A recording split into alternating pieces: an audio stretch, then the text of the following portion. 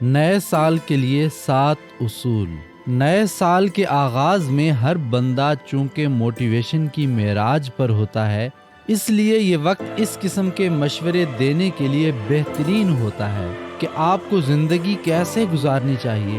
یہ اور بات ہے کہ زندگی گزارنے کے طریقے بتانے والے خود کسی گرو سے مشورہ لینے پہنچے ہوتے ہیں، اور گرو کسی پیر کے پاس، اور پیر اپنی زندگی کا مسئلہ حل کروانے کے لیے کسی وزیر کے پاس بیٹھا ہوتا ہے۔ اس سے پہلے کہ بات کہیں دور نکل جائے، آج ان اصولوں کی بات کرتے ہیں جو جاپانیوں نے زندگی گزارنے کے لیے دریافت کیے ہیں۔ ان 7 اصولوں پر اگر آپ نے نئے سال میں عمل کر لیا تو سمجھیں آپ امر ہو گئے۔ پہلے اصول کا نام ہے اکیگائی، مطلب زندہ رہنے کی وجہ۔ ہمارے وجود کا مقصد یا زندگی کا ہدف کیا ہے؟ ہم روزانہ صبح کیوں اٹھتے ہیں؟ کس مقصد کے لیے؟ کیا سوچ کر ہم کام پر جاتے ہیں؟ کیا ہماری ملازمتیں اور کاروبار ہی زندگی کا اول و آخر مقصد ہیں؟ ان سوالوں کا ایک سیدھا سادہ سا جواب تو یہ ہو سکتا ہے کہ اگر ہم کام پر نہیں جائیں گے تو بہرحال یہ سوچنے کے لیے بھی زندہ نہیں رہیں گے کہ زندگی کا کوئی مقصد ہونا چاہیے یا نہیں۔ لہٰذا جب ہم صبح اٹھتے ہیں تو کسی اعلیٰ و عرفہ مقصد کے لیے نہیں، بلکہ مجبوراً اٹھتے ہیں کہ زندگی کی گاڑی چلانی ضروری ہے۔ یہ سوال میں نے ایک بٹ صاحب سے پوچھا۔ وہ اس وقت کلچوں کے ساتھ کھد کھا رہے تھے۔ انہوں نے نیم وا آنکھوں سے مجھے دیکھتے ہوئے بتایا کہ ان کی زندگی کا مقصد یہ جاننا ہے کہ لاہور میں اچھا کھانا کہاں کہاں ملتا ہے۔ وہ بٹ صاحب اب تک لاہور میں ملنے والے انواع و اقسام کے کھانوں کے بارے میں اپنی تحقیق مرتب کر چکے ہیں۔ آپ بھی اپنی زندگی کو کھنگالیں اور دیکھیں کہ آپ کا مقصد کیا ہے۔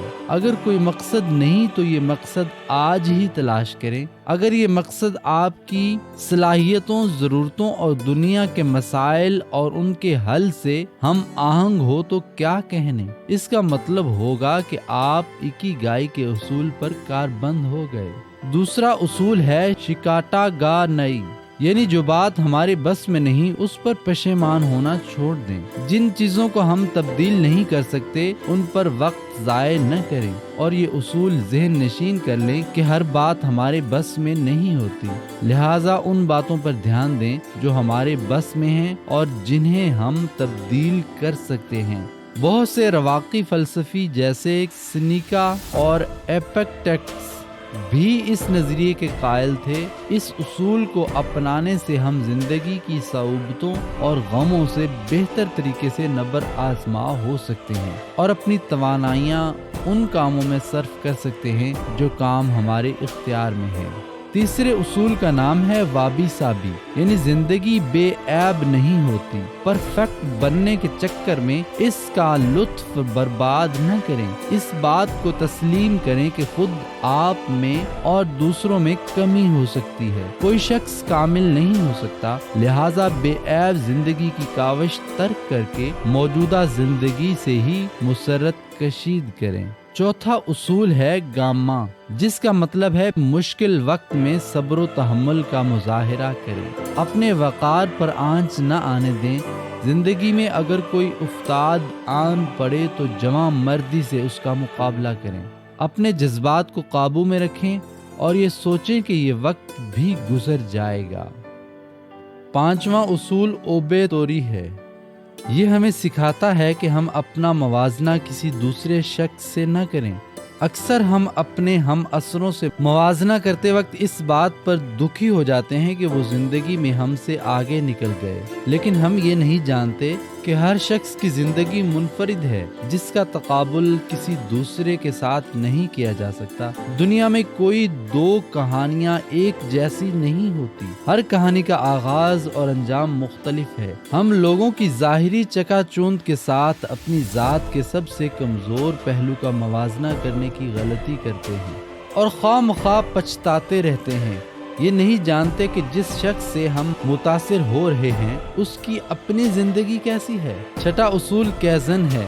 اس کا لفظی مطلب ہے تبدیلی بہتری کے لیے۔ जापानियों का मानना है कि हमें जिंदगी के हर शोबे में मुसलसल बेहतरी की काविश करनी चाहिए। इस उसूल को 1 जनवरी से अपनी जात पर लागू करके देखें और खुद से सवाल करें कि क्या गुजरे हुए बरस में आपने खुद में बेहतरी लाने के लिए कोई तब्दीली की। अगर आज साल का पहला दिन है, आज से ही कैज़न को अपना लें। अगर आप छोटी छोटी चीजों में भी बेहतरी लाने में कामयाब हो गए तो साल के आखिर में ये एक बहुत बड़ी तब्दीली का पेश खैमा साबित होगी। जापानियों का वज़ा करदा 7वां और आखिरी उसूल है शू हा रही। कोई भी हुनर सीखने के 3 मदारिज होते हैं। पहला शू, इस दर्जे में आप उस्ताद से बुनियादी बातें सीखते हैं, उन्हें याद रखते हैं और उन लोगों की नकाली करने की कोशिश करते हैं जो अपने फन के माहिर होते हैं। इस नकाली में कोई हर्ज नहीं। दूसरा दर्जा है हाँ, यहाँ से आप तजर्बे की दुनिया में दाखिल हो गए, जो कुछ सीखा है उसे अमली तौर पर करके दिखाएंगे। तीसरा दर्जा है री। इस दर्जे में आप फन के मेराज पर पहुँचेंगे और जिद्दत से काम लेते हुए सोच के नए दरीचे वाह करेंगे, गोया आप खुद उस्ताद हैं और लोग अब आपकी नकाली करेंगे। ये तमाम उसूल सख्त डिसिप्लिन का तकाजा करते हैं। ये डिसिप्लिन जनवरी में अपने जोबन पर होता है, फरवरी के आखिर तक दम तोड़ चुका होता है। जो लोग जिंदगी से नाशाद रहते हैं उन्हें चाहिए कि एक मर्तबा ये भी चेक करके देखें कि उन्होंने गुज़िश्ता बरस नए साल का जो अहदनामा लिखा था उस पर कितना अमल किया। जवाब के लिए दयानतदारी शर्त है।